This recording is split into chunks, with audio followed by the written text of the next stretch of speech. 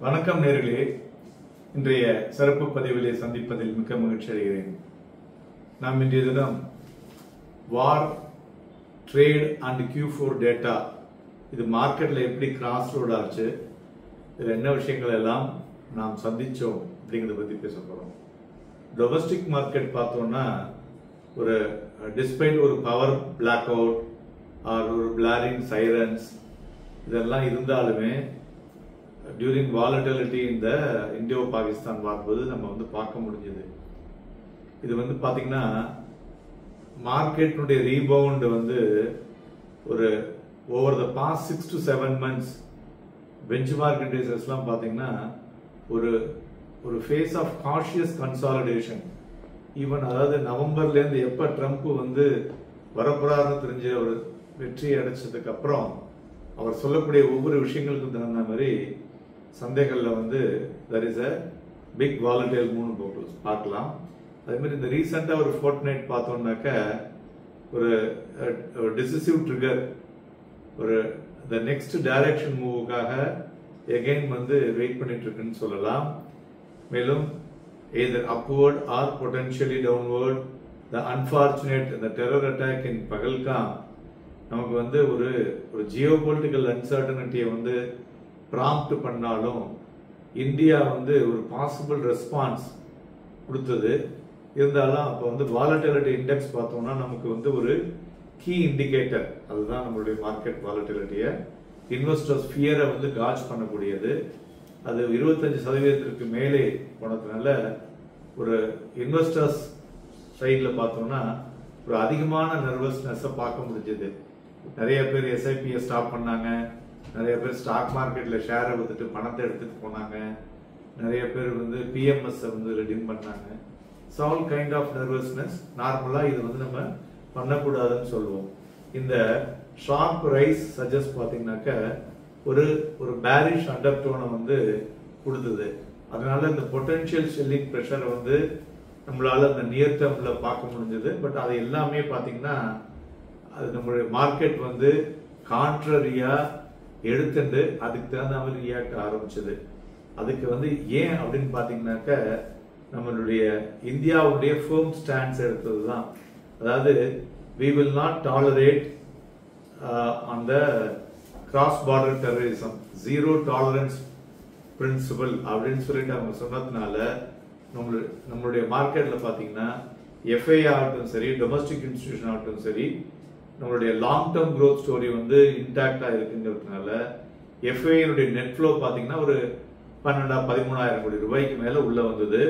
அது போல domestic institutions கிட்டத்தட்ட ஒரு 20,000 கோடி ரூபாய்க்கு மேல வாங்கினாங்க.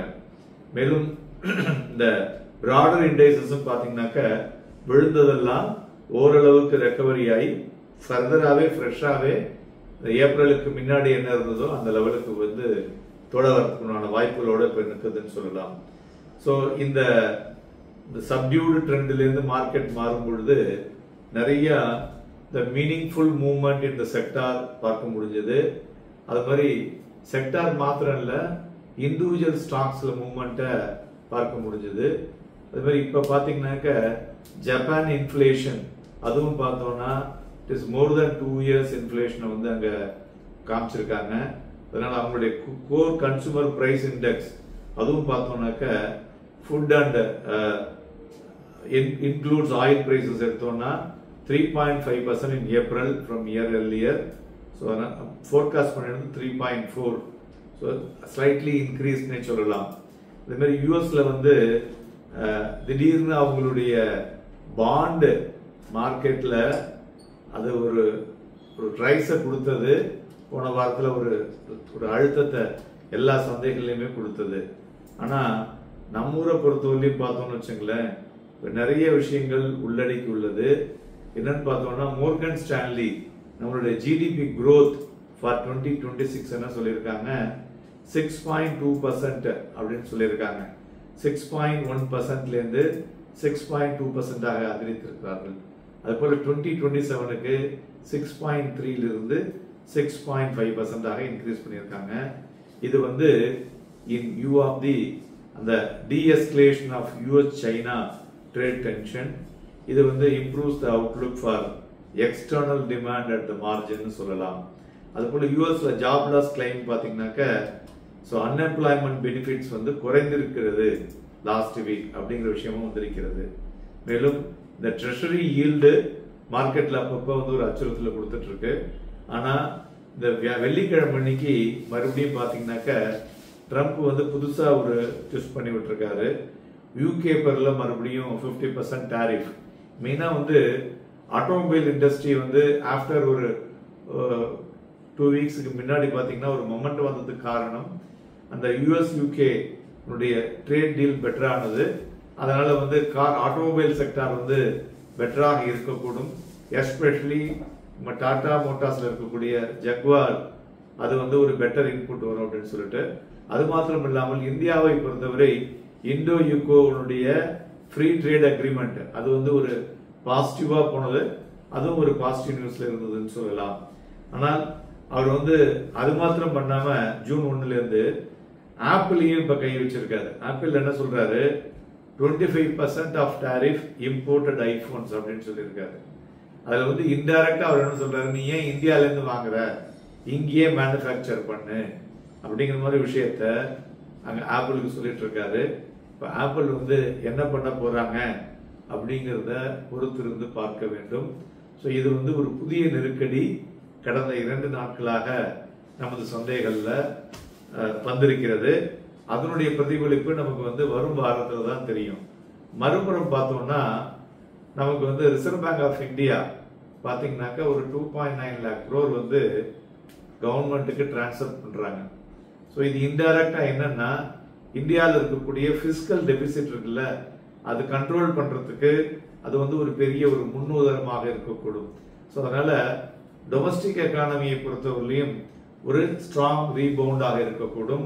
அதுபோல நம்மளுடைய Q4 ரிசல்ட்ஸ் அதுவும் பார்த்தோம்னா largely in line with the market expectations.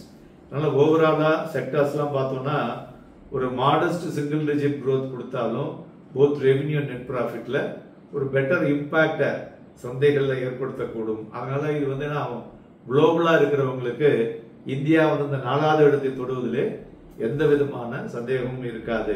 இந்த இந்தியா பாகிஸ்தான் வார்னால இந்த couple with renewed optimism US China trade deal, அது மாதிரி சென்டிமெண்ட் அக்ராஸ் குளோபல் மார்க்கெட்ஸ், இது எல்லாமே ஒரு டெவலப்மெண்ட்ஸ் வந்து ஒரு சிக்னிபிகன்ட் இன்ஃபுளுன்ஸை கொடுத்தாலும் அப்பப்போ வந்து இந்த ட்ரம்ப்னுடைய அச்சுறுத்தல் இருக்குல்ல, அது வந்து மார்க்கெட்டினுடைய சென்டிமெண்ட்டை பாதிக்கக்கூடும்.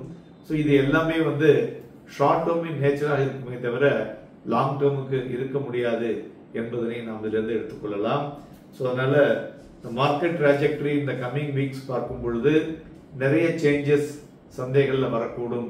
அதே மாதிரி பாத்தீங்கன்னாக்கா F&Oலையுமே ஜூன்ல இருந்து இந்த மார்ஜின் சேஞ்சஸ் எல்லாமும் நிறைய வருது.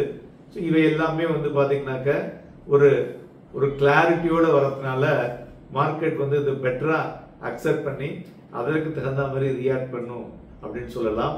நம்மளை பொறுத்தவரை இந்தியாவை பொறுத்தவரை 70% வந்து பாசிட்டிவ் இருக்கு, 30% நெகட்டிவ் இருக்கு. ஸோ இது வந்து குளோபல் சென்டிமெண்ட் தகுந்த மாதிரி ரியாக்ட் பண்ணக்கூடும். அதே மாதிரி ஸ்டாக் ஸ்பெசிபிக் மூவ்மெண்ட் தான் ஃபர்தராக இருக்கக்கூடும் என்று எதிர்பார்க்கலாம். அது மாதிரி அடுத்த வாரம் என்னெல்லாம் இருக்கும் அப்படிங்கிறத எங்களோட stay tuned for further updates. நன்றி, வணக்கம்.